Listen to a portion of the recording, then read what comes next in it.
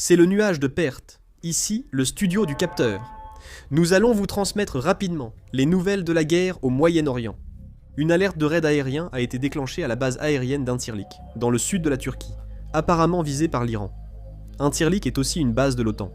Des bombes nucléaires B-61 américaines seraient présentes ici. Un missile balistique a été observé dans le sud de la Turquie. Voici une vidéo prise dans le sud de la Turquie, montrant l'interception d'un missile balistique. On voit un missile balistique iranien, intercepté juste avant de s'écraser dans le sud de la Turquie. Et il semble que des débris soient tombés. Des frappes aériennes intensives ont eu lieu à Téhéran. Avaz, situé au sud-ouest, a également été partiellement bombardé à l'aube, aujourd'hui. Arak et Téhéran, situés au centre, Kashan au sud, ainsi que certaines zones au sud de Téhéran, ont aussi été bombardées. Voici des images de l'est de Téhéran, qui subit des frappes aériennes. Nous sommes dans le sud de Téhéran, où les frappes aériennes israéliennes et américaines se poursuivent dans le sud, provoquant un important incendie. Karaj, à l'ouest de Téhéran en Iran, a été gravement endommagé par une frappe aérienne israélienne. Cannes News a rapporté que 30 personnes ont été blessées lors d'une frappe aérienne iranienne sur Zarzir, dans le nord d'Israël. Voici des images d'Israël après la frappe. Le commandant de l'aérospatial du corps des gardiens de la révolution islamique d'Iran a désigné le champ gazier Léviathan et Karish comme cible. Nous sommes dans la province d'Erbil, en Irak. Une installation de raffinage de l'Anaaz à Erbil a été attaquée par des drones, provoquant d'immenses flammes. Toujours dans la province d'Erbil, une attaque menée par une milice pro-iranienne irakienne a causé la mort d'un soldat français et blessé plusieurs autres soldats français. Le président français Emmanuel Macron a déclaré que cette attaque était liée à la guerre avec l'Iran.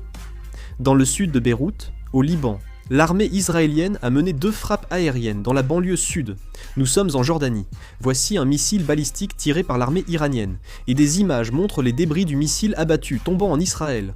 À Oman, un drone iranien a été abattu. L'Iran a déclaré que tout navire souhaitant traverser le détroit d'Ormuz doit coopérer avec la marine iranienne. Il a précisé que l'Iran interdit aux alliés des États-Unis de traverser le détroit d'Ormuz. Seuls les pays coopérant avec l'Iran y sont autorisés. Un navire iranien s'est trop approché du porte-avions USS Abraham Lincoln, poussant les États-Unis à tirer. 2 responsables américains l'ont confié anonymement à CBS News. Ils ont d'abord essayé de couler le navire au canon, puis, sans succès, l'ont détruit avec un missile Hellfire. Un diplomate de l'ambassade d'Iran à Copenhague, au Danemark, Ali Reza Sobati, ainsi qu'un diplomate de l'ambassade d'Iran à Canberra, en Australie, Mohamed Pournajaf, ont demandé l'asile. Selon un reportage de RT, l'avion ravitailleur qui s'est écrasé cette fois-ci l'a été par une milice pro-iranienne en Irak. Le corps des gardiens de la révolution islamique d'Iran a déclaré que le crash de l'avion ravitailleur était dû à une milice pro-iranienne en Irak, et que 6 soldats américains sont morts à cause de cela.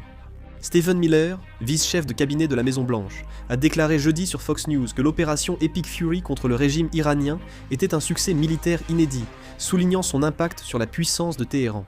On a appris que la Russie transmet actuellement à l'Iran des informations comme des images satellites, des cibles de drones, des paramètres et des tactiques. Dans un communiqué sur les réseaux sociaux, le Qatar a fermement condamné l'attaque israélienne contre le sud du Liban, la jugeant une violation flagrante du droit international humanitaire. Si d'autres informations nous parviennent, je réaliserai une vidéo et la mettrai en ligne. Je termine la vidéo ici, merci.